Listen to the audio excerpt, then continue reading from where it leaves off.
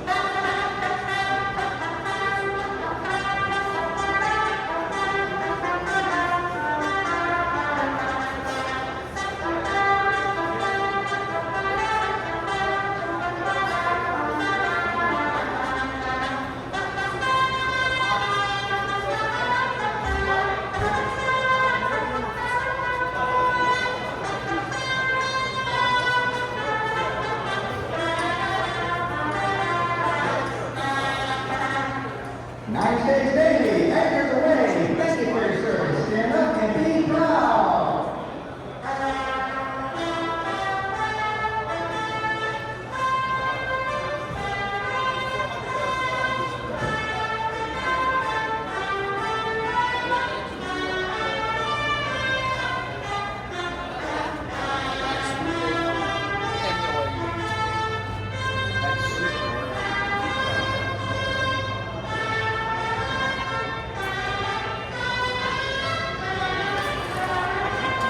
Move the damn chair.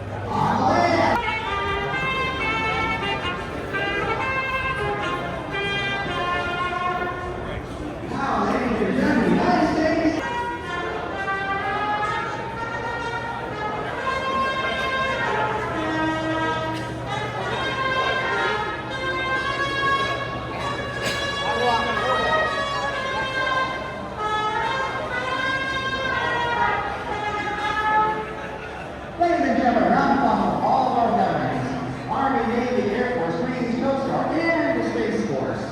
Let's not forget those who were killed in action, those who gave the ultimate surprise and ultimate sacrifice for their lives, who are no longer with us anymore.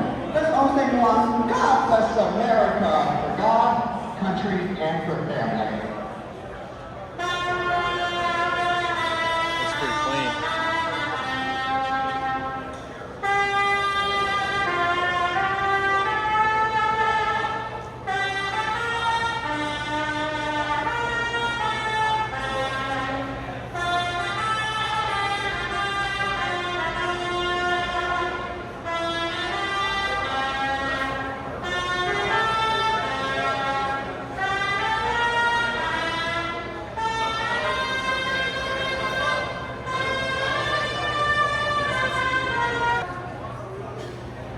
and gentlemen, my name is Mike Restomod. On behalf of the Sons of the Animals, on behalf of the American Legion, thank you for having me here in honoring our veterans. Freedom is not free.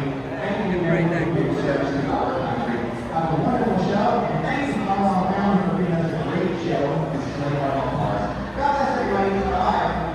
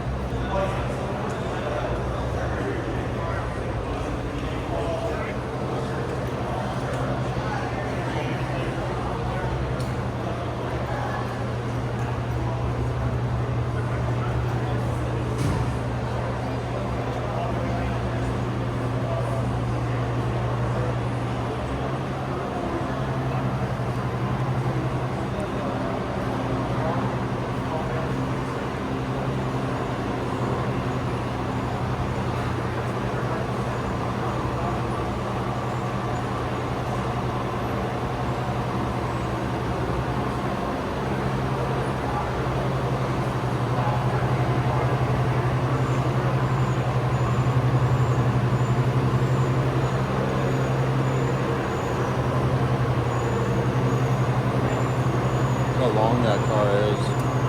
That quarter panel is so long.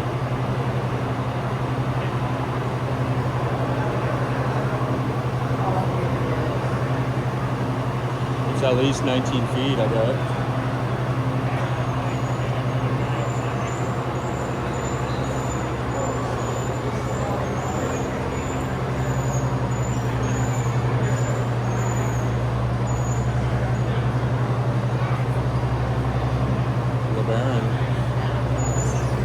Imagine how nice that car rides.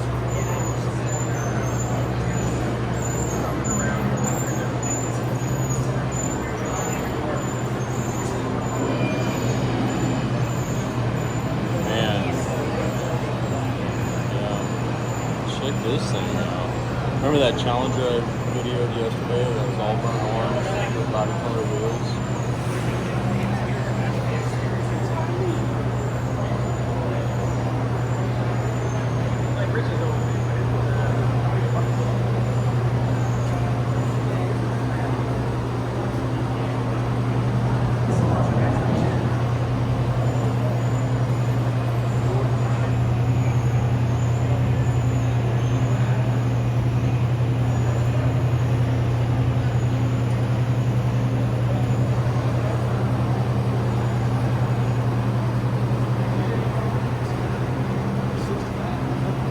I would take a Hemi, sure.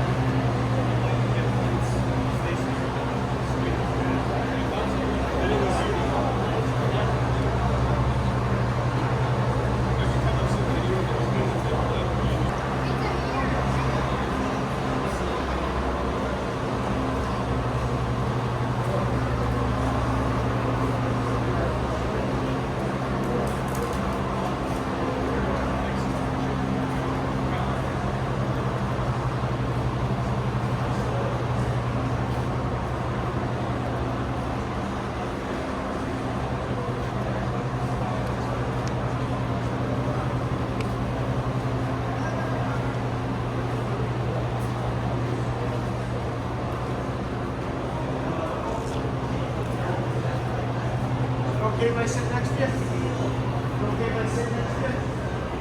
You okay if I sit next to you?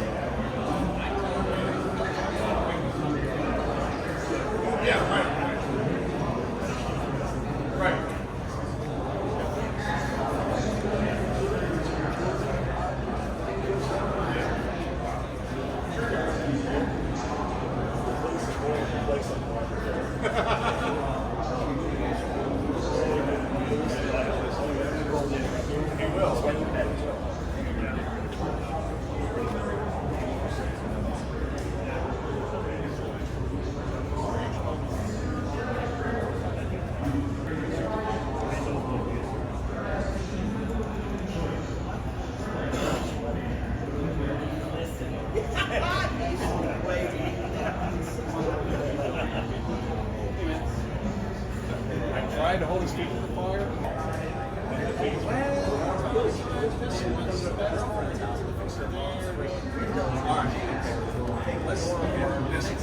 It's like judge.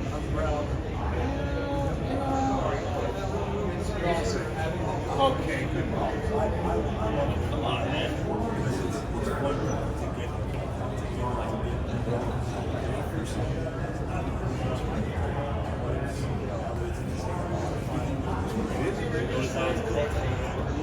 I know exactly what he did. He better at it.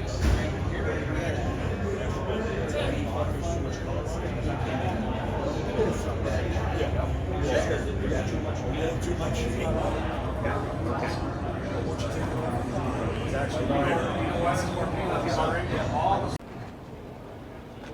Hey everyone, it's MoparKeith. Let's take a look at the amazing Trans Am car display that we have here at Carlisle.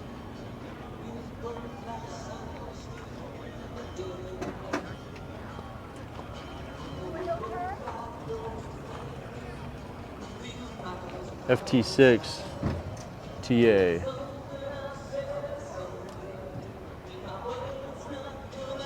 Oh man, this one's for sale too.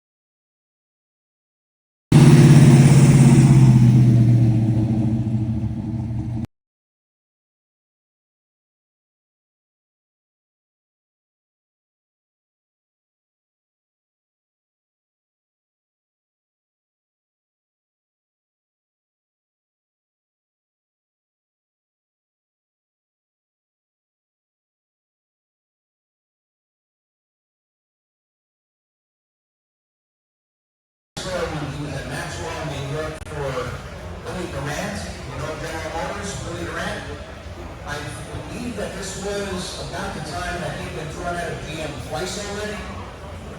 And so he was busy making his Durant Motor Company. He ended up, you know, the GM guy, I know it's GM.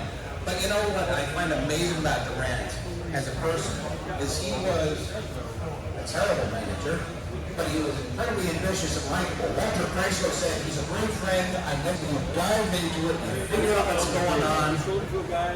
You really try to understand and wrap your head around it, and then you do the best that you can possibly do. And that's what they did with the Chrysler.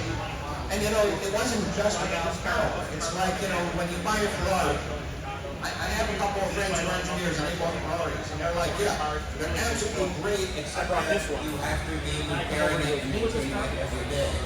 Chrysler is not like that. They knew that people actually wanted to drive their car. They're saying, oh, that's a true luxury car. That's like an American Rolls Royce. And here's this funky little Chrysler that's able to race it. They guarantee you 70 horsepower, but really they took it up to 74. And they say, oh, okay, these rubber engine mounts, well, that was clever. But it goes well beyond that. What they really did was they figured out the engine center of gravity and designed the engine mounts around that. So again, they took the extra effort and they did it right. This was all an engineering company. So Walter Chrysler was in charge. Okay. Walter Chrysler handled the business stuff and the sales. Xavier Skelton and Rear DSB handled everything else. And like the Dodge brothers, alright. I find that this early history kind of interesting because, you know, sometimes you hear about Chrysler. We started out in 1904. We started out with the States and all those was really a really hard person to work for. So it's really the Xavier Skelton. They started company called Motor. They made the silent motor, and my favorite part of the silent motor isn't the engine block that they adopted. They weren't first, but it was a fan that was hooked up to the drive shaft that was underneath the car, and the idea was it would blow all the industrial air away from the driver and passenger and into the people standing on the sidewalk.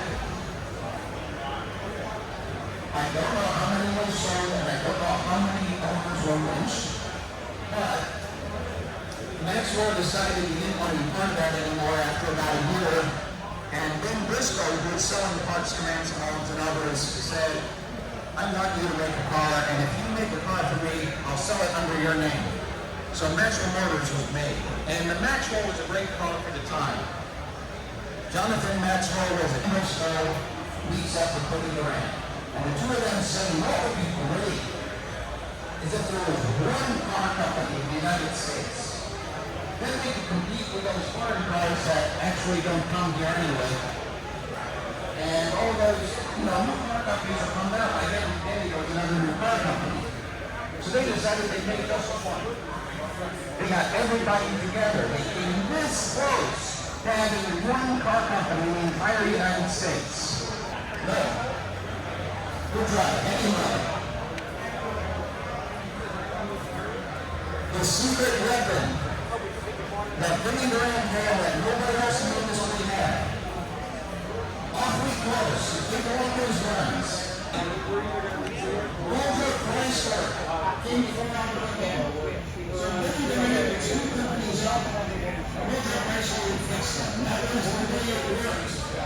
Because under Durant, their GM was just a collection of companies. There really wasn't that much yet. Sloan would put them together a little bit. Hey, Tony. However, Benjamin Briscoe did not have Walter Chrysler.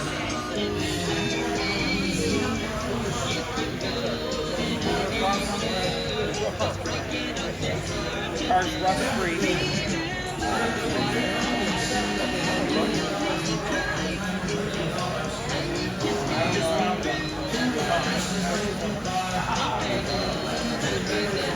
Someplace to get it together. And he bought a bunch of these other companies. Rush was a great car in some ways when it was brought out. It was a 1 or 2 cylinder, I forget now. But it was like an underpump Ford.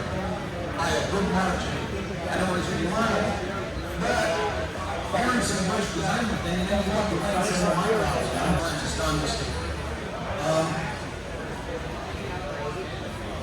So he has all these companies, and he designs this Byzantine method where when a company makes a sale, the money goes to headquarters, then it goes back to the company, and the art company goes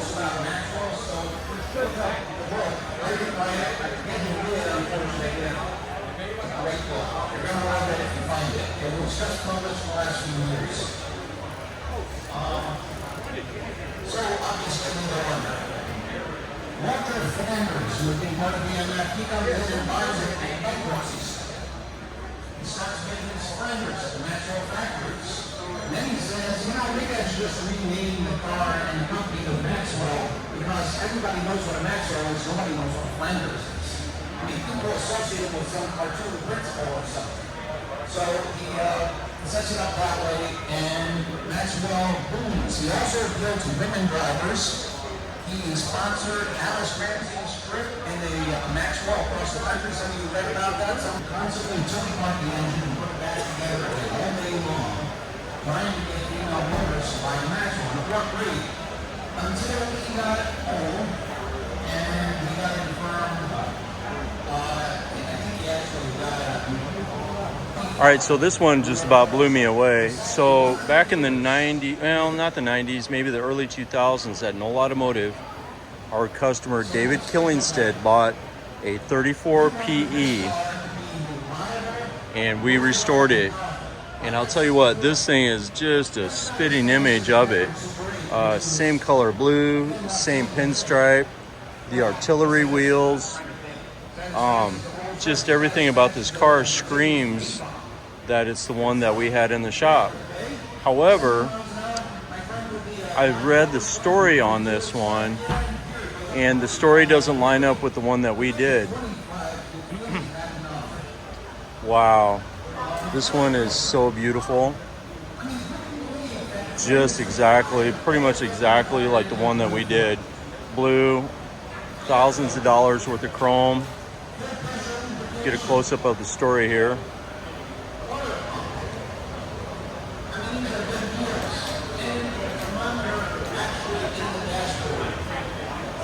So I can't remember where David bought the car, but I still have some actual photographs, not digital, but actual pictures of when he bought the car, and it was complete for the most part. It was in gray primer, and we worked on it for a long time. I even made special wooden jigs to block sand on the fenders, especially the front ones.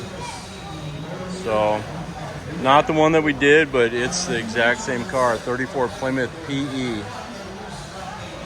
Just a beautiful car.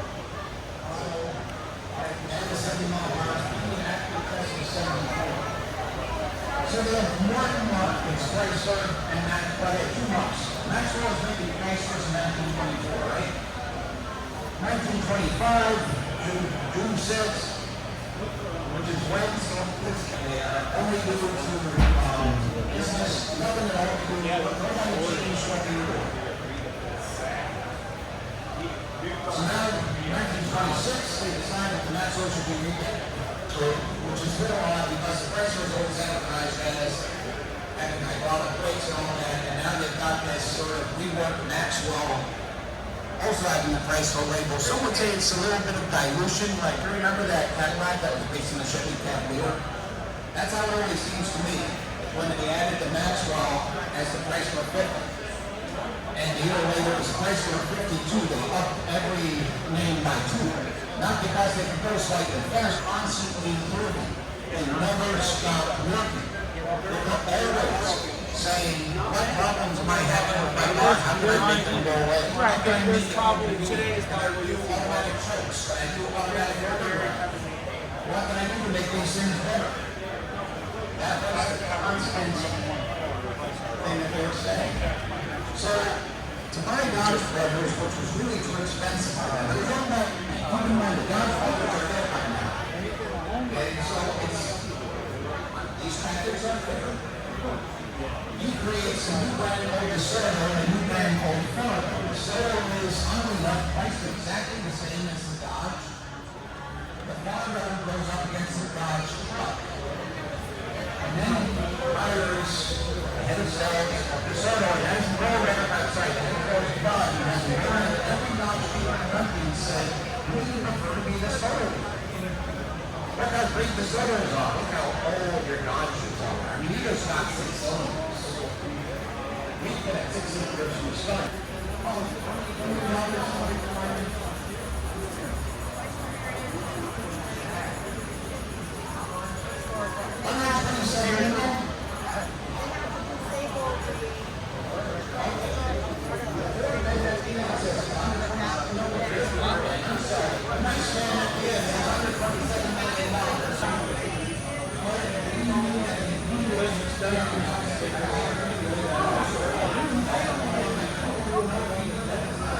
There's six or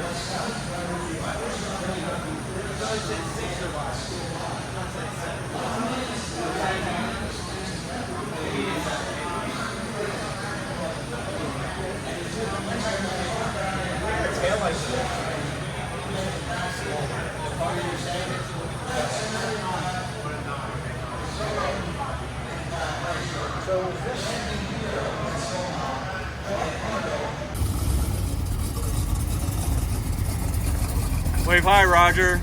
Happy birthday, Roger! See you guys. Thank you. We'll see you next weekend. Got it!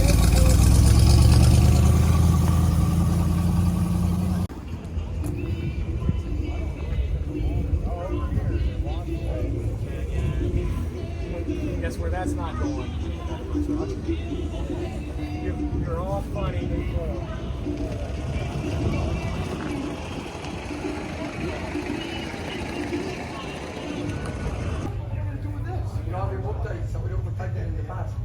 Quite a lot. Yeah. These valve cover gaskets, you know what you do? You have a core gasket, don't use rubber. Right? Clean the valve cover. The 4 screws, you put a very light thin circle on the valve cover. Tell me that. Your valve cover gasket on it. It's not, it's so illegal to see that. Wait for it to go. Here's another beautiful car, 72. It's got HEMI badges on it and an AAR hood and the modern rally wheels. So you see the headers sticking out underneath there. Sounds pretty badass. Time to go home, everybody. That diamond plate looks pretty slick on there.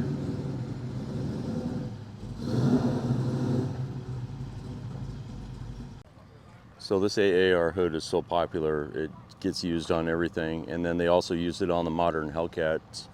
So just a perfect style hood scoop.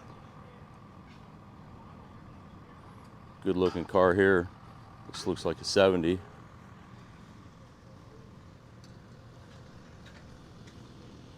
Nice. All right, so everybody knows this movie. Plymouth. So I'm gonna assume it's a Belvedere. Ooh, it's kind of flat black or flat matte paint job. That is really neat. Tinted windows. Man, this thing is sweet. So I love the way they did the matte clear coat on there. Impressive. And then of course this badge in the front. How many times do we see that get smashed? Man, this thing is sweet. Tinted windows, so you can't see inside. It's got the right look.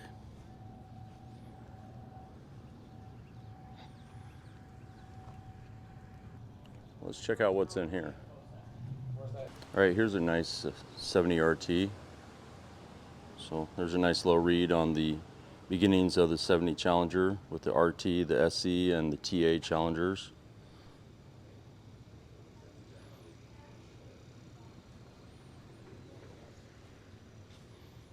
Painted tail stripe, spoiler. This is the first year for the GTX, 1967. It's a nice example with the hood scoops. So in 1966, these were just Belvederes, but in 1967, they came out with the GTX. It's supposed to be the luxury performance car.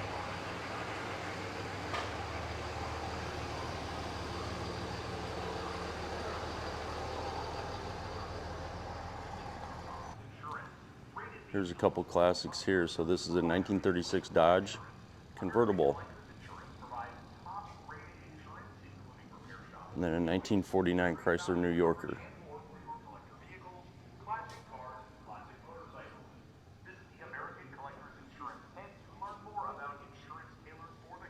All right, right here we have a 1957 DeSoto.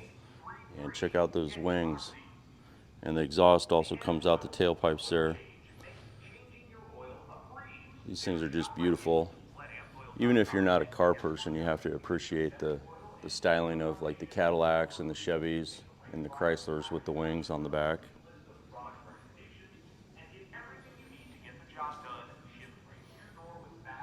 This also says that it has the fire dome, which would be the Hemi.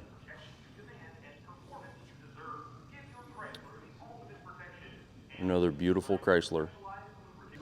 All right, we all know this car right here. This is from New York, is what the license plate reads. Just nice conservative. It's got the push bumper. Oh, it's got the wide push bumper. It's got the right wheels, but no badging. Good looking car. Everyone can just imagine burning around on a dirt road with this thing. All right, so here's a car I've seen driving around all weekend. So Thursday we pulled into town, we saw this driving, and it's just been all over the place. So this belongs to Alan Gallant. He is a restorer, and also he's been known for doing like Hellcat and HEMI-swaps, modern third-gen HEMI-swaps. So this is all modern drivetrain. This car is for sale. If you watch him on Facebook, you can see that he's constantly got another one in the shop. So there's the price for it. So you can look up Alan Gallant. Let's see, no phone number or anything, but if you just search Alan Gallant, I'm sure you'll find him online. So this car is beautiful. So SRT DNA, so it means it has the engine and drivetrain of a modern car and the sheet metal of the original 1971 Cuda. So front and rear disc brakes. Looks like 4-link possibly.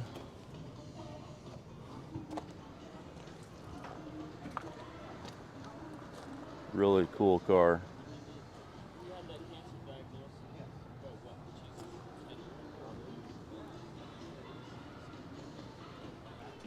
Well, here's the guys from US Car Tool. We use a ton of their products as far as like stiffening kits, dollies, rotisserie, and everything.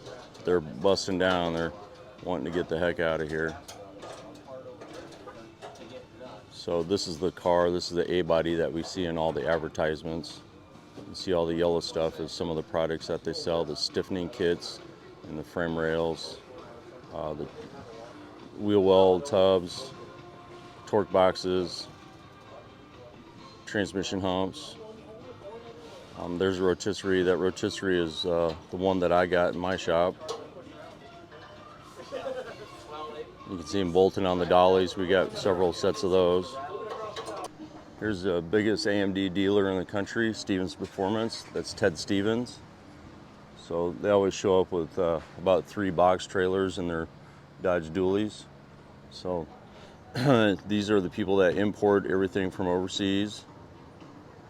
So I know a lot of complaints about why can't they be stamped here in the States, but without AMD, there's a lot of cars that would not be getting restored. So whatever you think about AMD, it's a necessity, and be thankful that they are around.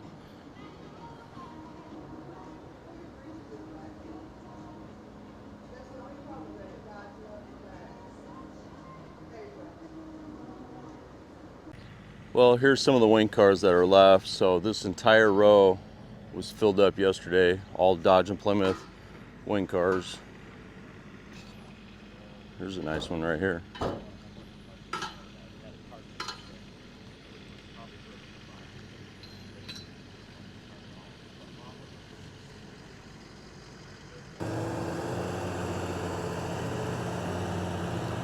After you wait all weekend and they just sit there and do nothing, it's kind of nice to see these cars actually move. But calling it good for the weekend. Till next year.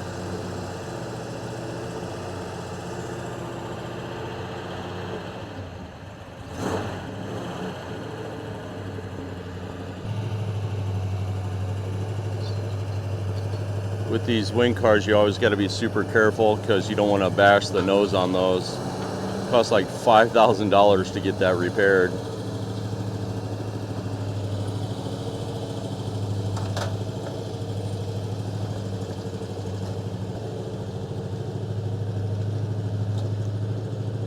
Beautiful.